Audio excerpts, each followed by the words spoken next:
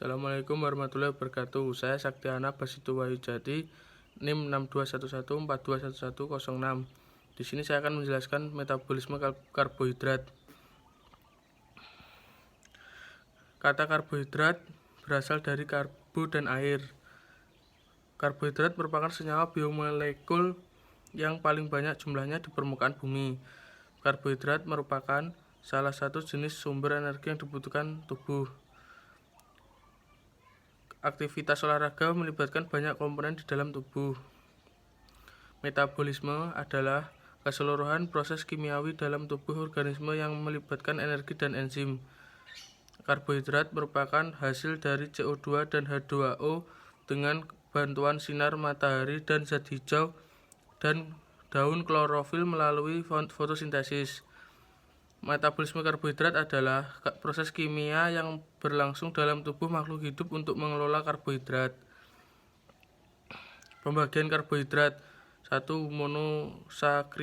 Monosakarida terdiri dari 1 unit gula. Monosakarida merupakan karbohidrat yang paling sederhana dan terdiri dari 1 molekul gula. 2. Disakarida terdiri dari atas 2 unit gula. Disakarida merupakan karbohidrat yang terdiri dari 2 monosakarida. Kelompok ini diantaranya laktosa, maltosa, dan sukrosa. 3. Polisakarida terdiri atas dari 10 unit gula. Polisakarida merupakan karbohidrat yang terdiri dari banyak molekul gula atau terdiri dari beberapa monosakarida. Fungsi karbohidrat: fungsi primer dari karbohidrat adalah sebagai cadangan energi jangka pendek. Fungsi sekunder dari karbohidrat adalah sebagai cadangan energi jangka menengah. Fungsi lainnya adalah sebagai komponen struktur sel. Karbohidrat berperan menjadi bahan bakar nutrisi dalam bentuk glukosa. Selain itu, karbohidrat juga digunakan dalam proses fotosintesis tumbuhan. Makanan yang dikonsumsi umumnya merupakan karbohidrat kompleks. Karbohidrat bersumber dari makanan. Di wilayah Asia, terutama di Indonesia, makanan pokok berasal dari dasar bahan karbohidrat. Karbohidrat yang siap dijadikan energi harus diubah menjadi glukosa. Glukosa inilah yang diserap dan diubah dalam tubuh. Atlet yang beraktivitas terus-menerus dalam satu waktu akan menggunakan glukosa dalam jumlah besar. Contoh kasus: atlet lari sprint 100 meter dengan atlet lari maraton. Atlet lari sprint 100 meter memiliki komposisi tubuh yang berisi, sedangkan atlet maraton memiliki komposisi tubuh yang cenderung kurus. Hal ini berkaitan erat dengan sumber energi yang digunakan oleh tubuh. Pelari sprint 100 meter membutuhkan energi yang besar untuk power berlari. Energi ini didapatkan dan proses pengubahan glukosa menjadi energi. Sementara atlet maraton membutuhkan ketahanan dalam berlari. Atlet maraton membutuhkan sumber energi yang besar dan bertahan lama.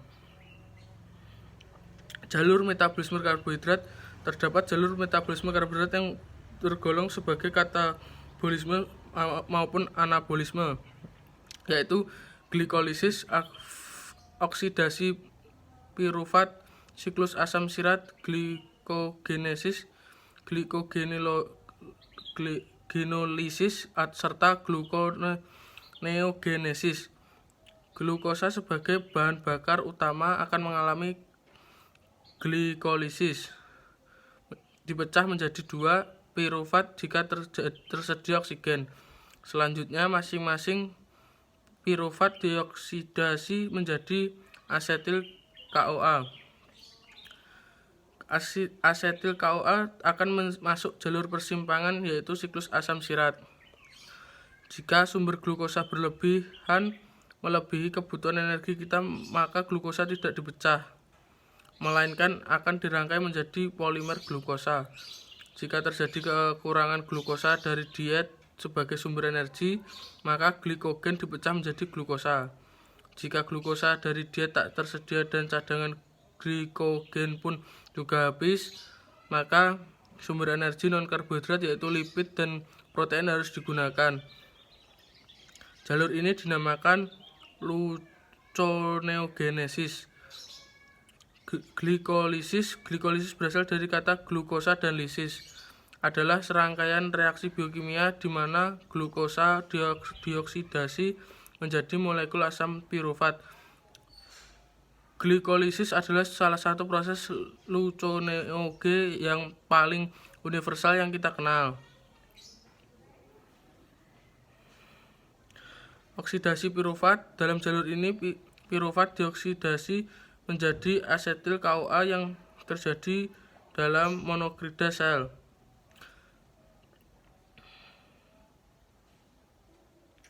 Siklus asam sirat. Siklus ini juga sering disebut siklus Krebs dan siklus asam trikarbosilat dan berlangsung dalam mitoklida.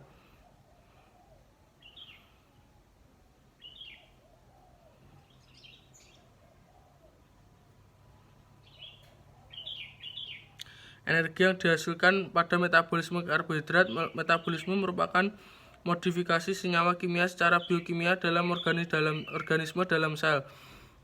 Metabolisme mencakup sintesis, anabolisme, dan penguraian katabolisme. Sekian, Assalamualaikum warahmatullahi wabarakatuh.